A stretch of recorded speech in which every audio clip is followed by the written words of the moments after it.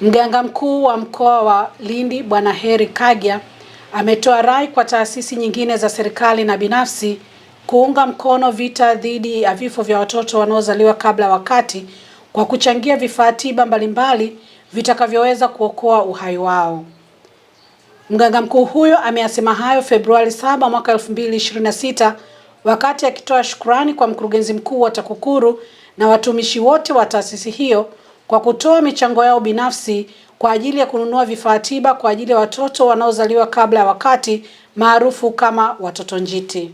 Hospitali yetu hii ya rufaa ya mkoa wa Lindi au Sokoine, japo tuko hapa kwenye majengo mapya, ni hospitali kongwe, lakini kutokea hapa hospitali hii ya rufaa ya mkoa inahudumia halmashauri 6. Unaweza ukaona umetoa vifaa hivi kwa ajili ya hospitali yetu ya rufaa ya mkoa wa Lindi, lakini jua kwamba umeugusa mkoa mzima wa Lindi, kwa sababu watu wote hao wanapokuja kupata huduma hapa watanufaika na vifaa hivi ambavyo vimekuja.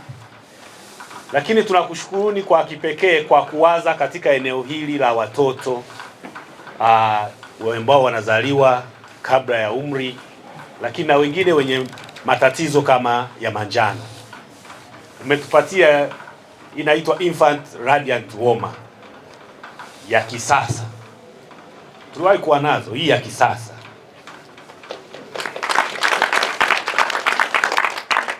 Lakini umetupatia phototherapy machine kwa ajili ya wale watoto wenye changamoto ya manjano, na yenyewe tunaiona ni ya kisasa.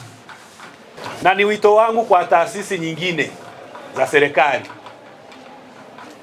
TAKUKURU kaonyesha njia, sasa na wengine tuonyeshe njia na tuje tuifuate hii ya TAKUKURU ili kusudi tuhudumie jamii yetu. Tunazo taasisi nyingi binafsi na za serikali zinao watumishi, na waomba hospitali hii ya rufaa ya mkoa wa Lindi ni ya kwenu. Awali akikabidhi vifaa tiba hivyo kwa hospitali ya rufaa mkoa wa Lindi Sokoine, mkurugenzi mkuu wa TAKUKURU Bwana Crispin Francis Chalamila alisema, lakini kama sehemu ya jamii na sisi tunaguswa na tunapaswa kushiriki kwenye harakati mbalimbali za jamii kutafuta ufumbuzi wa matatizo au changamoto mbalimbali ambazo zinaikabili jamii yetu. Tunafahamu Mheshimiwa Rais Dr. Samia Suluhu Hassan na serikali yake wamekuwa katika harakati na jitihada kubwa sana kuboresha sekta ya afya nchini kwa ujenzi wa vituo vya afya, hospitali za wilaya, za mikoa na za rufaa kama ya kwetu ambao na ujenzi unaendelea. Sasa katika kuunga mkono hizo jitihada za Mheshimiwa Rais kuboresha sekta ya afya, na sisi tukaona tutoe mchango wetu. Tukafanya study ndogo kuona pengine sehemu gani ambao tukitoa mchango wetu mdogo sana tu, lakini angalau unaweza ukawa na impact. Tukabaini kwamba kwenye eneo la hao watoto wanaozaliwa kabla ya wakati na wale wenye uzito mdogo ambao wanahitaji uangalizi maalum. Na uangalizi maalum si wa mama tu, lakini wa vifaa, kwamba wanahitaji vifaa vya joto na vingine za kuwakinga na homa ya manjano. Basi tukaona ngoja tupenyeze msaada wetu katika eneo hilo. Naye Bi Maria Isaka ambaye ni mzazi wa mtoto aliyezaliwa kabla ya wakati alikuwa na haya kusema juu ya usaidizi wa vifaa tiba hivyo. Nimejifungua mtoto akiwa na miezi 7, yani hajatimiza ile miezi ambayo anatakiwa. Nikafika hapa hospitali ya Sokoine Lindi. Nimepokelewa na mtoto wangu anahudumiwa vizuri tu. Kuna mashine ambazo tumeletewa, mashine za aina 2.